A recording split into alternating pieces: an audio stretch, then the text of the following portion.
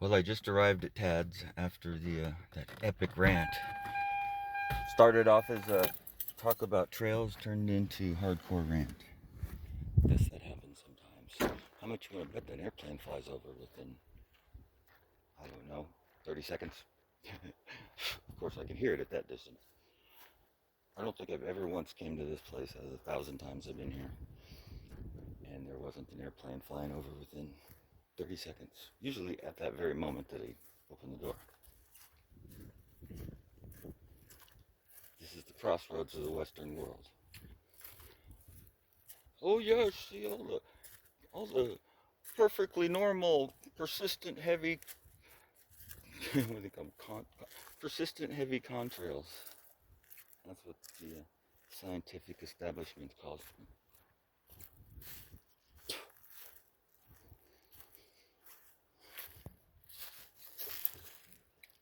When you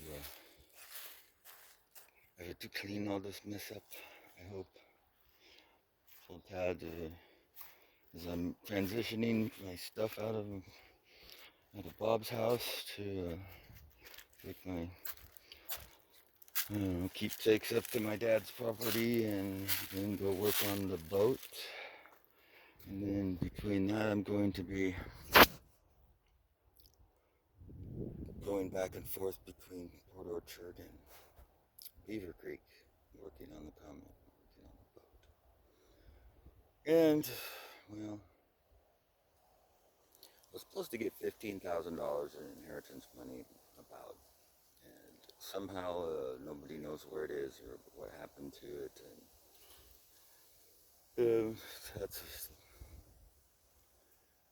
a long story on that. I don't care to share, but and discuss. But needless, despite it all, just to say is, yeah, I did get some money at $3,500, so in the 65 Comet.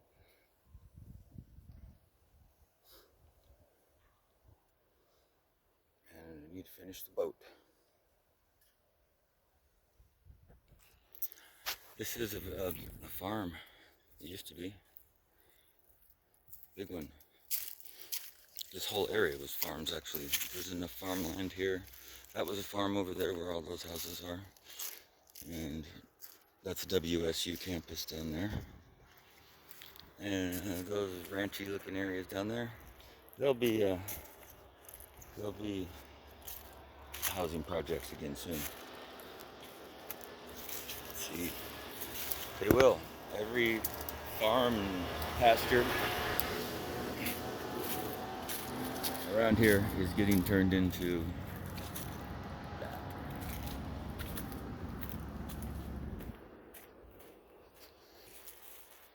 And when they put that road in, that field over there with those little trees, those thin ones, those weren't planted that long ago, and looks like one's dying already.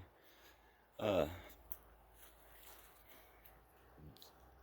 that was this field, and there was a row of cedars right where this road is.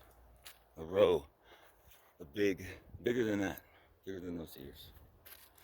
And what they opted to do with all that was to take out the entire row of cedars and put the road right there. Somehow the guy who owned the land on the other side over there was able to make the county do that, and instead of putting it on his property because of blah blah blah, and then they built him a fence. Anyway, I love trees and I can't stand that shit.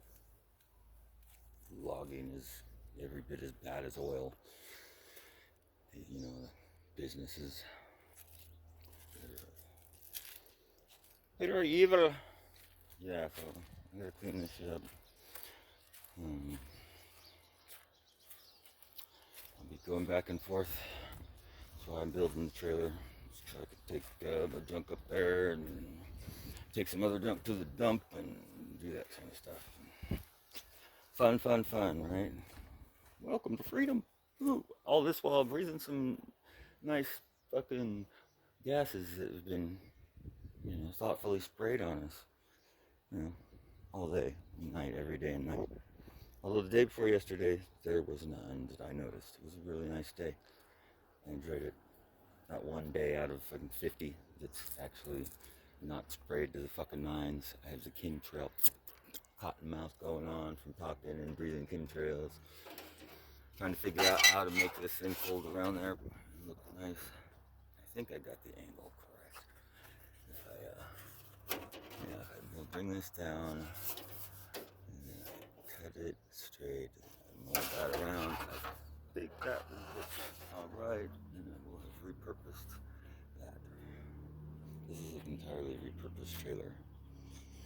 You got the frame for $500 from a guy down in Salem, Oregon, and had a really long tongue on it at the time. We did it back square because it spent a little from an accident, with the tongue straightened out. It's not too bad. It's got trailer brakes that work. And these are panels that Tad had. They're foam filled. They were from a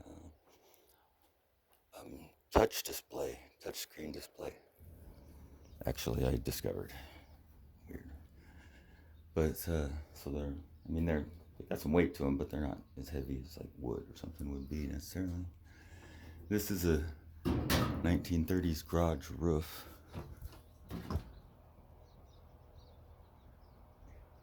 And the aluminum on the front there, that stuff is scrapped from some old campovers that go on the back of a truck, that kind of camper.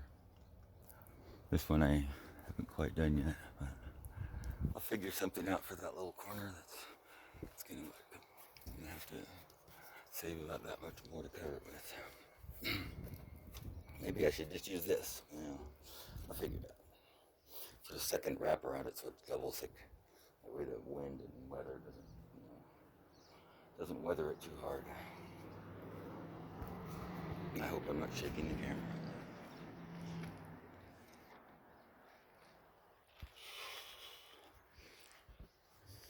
I told Tad I would, if cleaned out this old trailer over here, moved it out of the middle of the drive circle, use the trailer, clean out the trailer. If I stay there, going back and forth from Port Orchard and Beaver Creek, Oregon, but I could stay here when I was, because I can go to Beaver Creek from here, but I don't really want to stay at Bob's and Mom's house. And he doesn't want me there anymore anyway, so I'm trying to get my shit out of there before he fucking starts getting annoyed or something. I think I'm good for another week or two, though. But it's a week or two of busting ass straight constantly to try and make it all fucking happen. Yep. But I'd clean this place up because he'd like to sell it because they want to move, and I don't blame him because this place was like paradise. Big long story, but it's got messed up, and there was a homeless in camp here for like a year one time recently, and so that's kind of how it got like this. Oh, bug, little red underbelly bugs.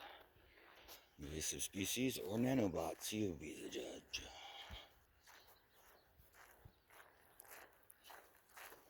This was part of their yard. It's like 30 feet farther that way, in the middle of the road, with the rows of cedars, and down here it got kind of swampy because this was a natural waterway right here where the water would flow. But when they put it in the neighborhood over there, I'm quite sure they redirected the underwater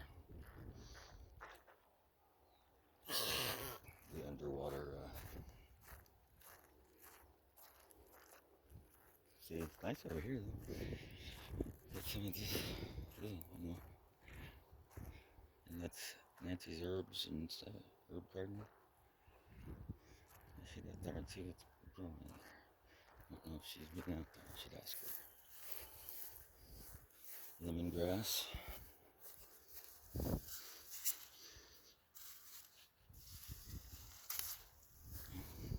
Here's lemongrass. Ah, it smells good. Yummy. Not that. Nature's did anybody ever think that their doctor was actually helping them or had any intention of it?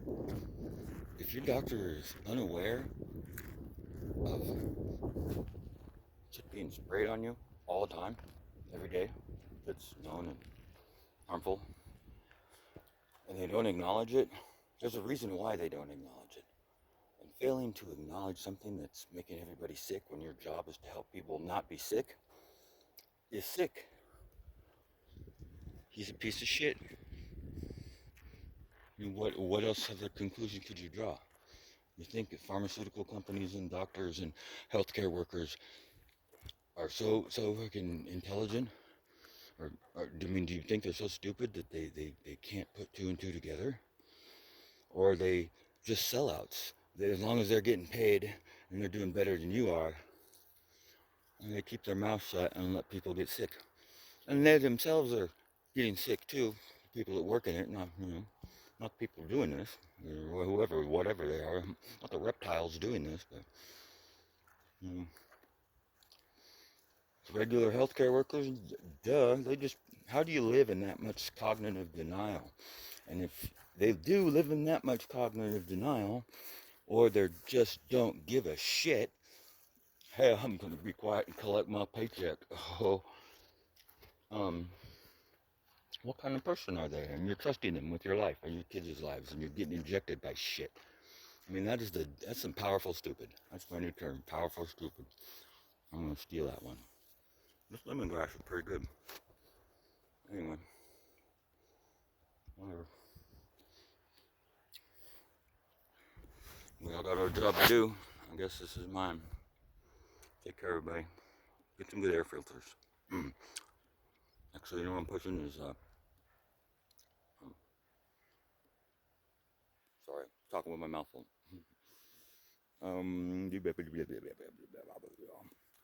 You blow water, or you blow air over water. Swamp coolers. Get a freaking swamp cooler. Swamp coolers take the nanoparticles out of the air. Put a swamp cooler in an enclosed area in a room. Make your own swamp cooler with a fan you scrap from a microwave oven and a peanut butter jar with two holes in the top so the air can blow in and the air will blow out after it hits the water you put in it. And put that in your room and run it, and you'll have great air in there. So if the chemtrails fuck you up, do that. At least, when you sleep, leave it running the whole time you're in there. If there's chemtrails, if the air's clean, then you don't have to worry about it. But if you're sprayed out, you really should do that. You'd be amazed at how much better you would sleep, and how much better you feel just from that. Believe it or not. There's something your doctor won't tell you. Bye-bye.